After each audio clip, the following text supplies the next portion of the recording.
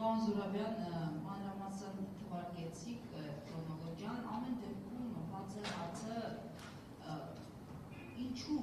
Փաշինյանը մերժեց այս առաջարկը, ինչու գնաց այս գործողություններին, արդյոք սա ոչ վարժ լինելու, ոչ պրոֆեսիոնալ լինելու, անգրագետ լինելու հետևանք է, թե կային ուղղակի հովանավորներ, ինչպես նաև տարբեր շրջանակներ են պնդում, որ նա հենց այս նպատակով է եկել, նրան այդ նպատակով են բերել Հայաստանի Հանրապետություն, որպեսզի, այսպես ասած, Արցախի հարցը իր պատկերացմամբ լուծի։ Եվ առհասարակ հիմա դուք ինչպես եք պատկերացնում գործընթացները իշխանափոխության պարագայում, եթե չլինի Փաշինյան ու թիմը, ինչ է հնարավոր այսպես փրկել, ինչ է հնարավոր վերադարձնել, արդյոք հնարավոր համարում եք Արցախի հայ բնակչության վերադարձը այդ բնորոշ։ Շնորհակալություն։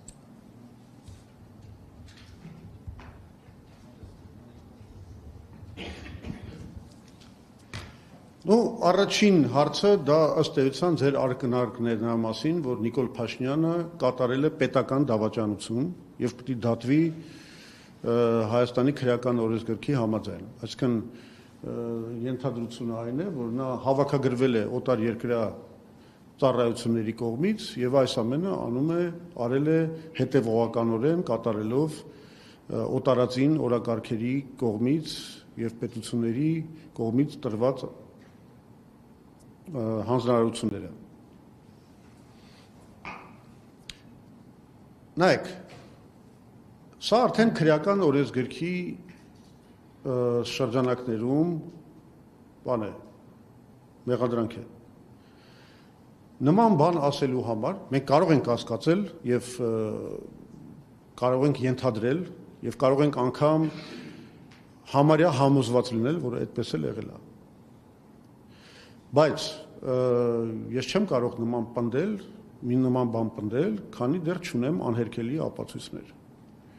Եվ ես կարծում եմ, որ ապագա իշխանությունների խնդիրներից մեկը պետք է լինի նաև այդ հարցի վերլուծությունը։ Այսինքն հիմքեր կան ուսումնասիրելու հարցը, եւ եթե գտնվեն ապացույցներ, եթե գտնվեն հստակ փաստեր, արձանագրումներ, չգիտեմ, եւ այլն, ապա իհարկե պետք է քրեական պատասխանատվություն տա։ Այսինքն, երբ որ մենք ասում ենք, օրինակ ես եթե ասում եմ, որ հա, իհարկե Նիկոլ Փաշինյանը կատարել է ամենամեծ հանցագործությունը հայ ժողովրդի դեմ։ Բայց երբ որ ես ասում եմ կատարել է հանցագործություն, ես նկատի ունեմ,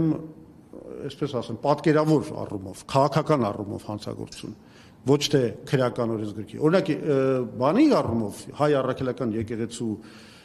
հետապնդման հարցում ինքը կատարել է հանցագործություններ, որոնք բնորոշվում են եւ ապացուցված է դա քրեական օրենսգրքի հոդվածներով, մասնավորապես 441 հոդվածը, որը վերաբերում է լիազորությունների չարաշահմանը։ Վարչապետը իր լիազորությունները չարաշահել է, ապացույցները ավելի քան բավարար են եւ այդտեղ մենք իրավական որևէ տարակուսանք չունենք։ Դա հանցագործություն է իրավական առումով։ Բայց արդյոք այս հարցում, այս առաջարկությունները մերժել է, Հայաստանը այսպես աղետալի ճանապարհով տանել է եւ շարունակել է տանելու, արդյոք սրանք նաեւ իրավական առումով կարող են որակվել քրեական օրենսգրքով պետական դավաճանություն։ Այս բանը պնդելու համար ես կներեք, ես որ չունեմ բավարար ապացույցներ, չնայած շատ լեգիտիմ եմ համարում նման հարցադրումը, որտեվ բաները համենայնպես կասկածներ հարուցող փաստերը շատ են։ Ես կարողացա պատասխանել այս ձեր առաջի հարցին։ Հիմա երկրորդ հարցը, ինչ է հնարավոր անել մասնավորապես Արցախի խնդրի շուրջ։ Ուրեմն նայեք, որ դուք ասում եք ինչ է հնարավոր անել այս վիճակում, նախ արձանագրենք, որ վիճակը շատ վատ է, այսինքն արդեն Փաշինյանը հասցրել է շատ վատ վիճակի։ Եվ շարունակում է իրավիճակը վատանալ, որտեղ Ադրբեջանը եւ Թուրքիան նորանոր պահանջներով են հանդես գալիս եւ վերջը դրա չի երևում։ Հիմա ես երկու բան կառաջարկեի։ Առաջինը մեզ անհրաժեշտ է այն խաղաղության հռչակագիրը, հա, ոնց որ ասում են, օգոստոսի 8-ի եւ այլն,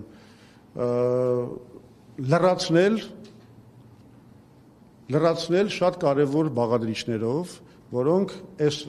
խաղաղությունը կդարձնեն իսկապես խաղաղություն եւ կդարձնեն տևական եւ կայուն խաղաղություն։ Մասնավորապես մենք արդեն հայտարարել ենք դրա մասին, որ մենք առաջարկում ենք BRICS երկրների աջակցությամբ եւ մասնակցությամբ, ինչը նշանակում է Չինաստան, Հնդկաստան, Ռուսաստան, Իրան եւ նաեւ հիմա շատ կարեւոր է նաեւ Արաբական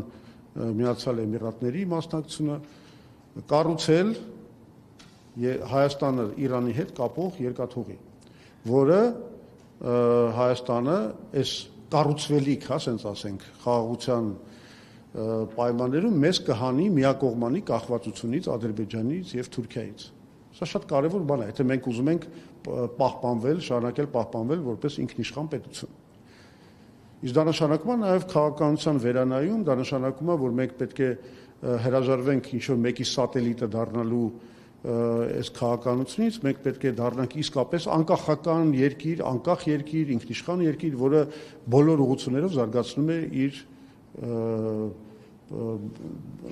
հարաբերությունները եւ համագործակցությունը, ներառյալ այո Ադրբեջանին, Թուրքիային, Եվրոպական միությանը, Միացյալ Նահանգներին, ինչու՞ չէ Իսրայելին։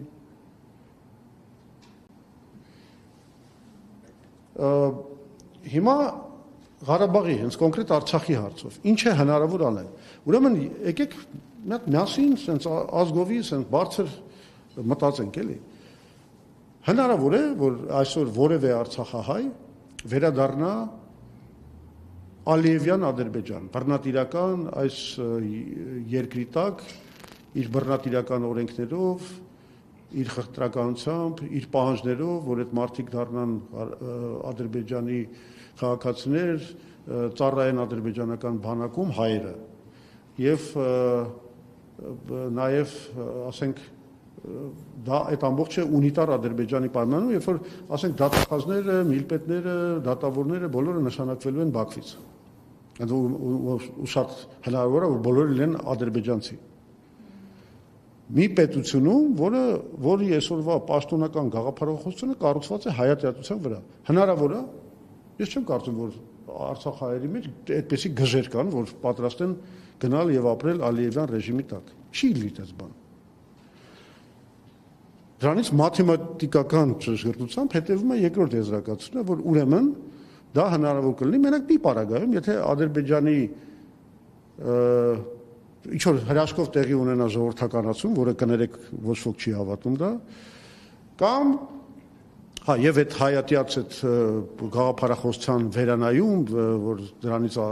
ազատվի Ադրբեջանը, կամ այդ տարածքում Արցախի տարածքում սահմանափակվի Ադրբեջանի ինքնիշխանությունը, ճիշտ է։ Իսկ դա երբ է հնարավոր։ Ես ձեզ ասում եմ,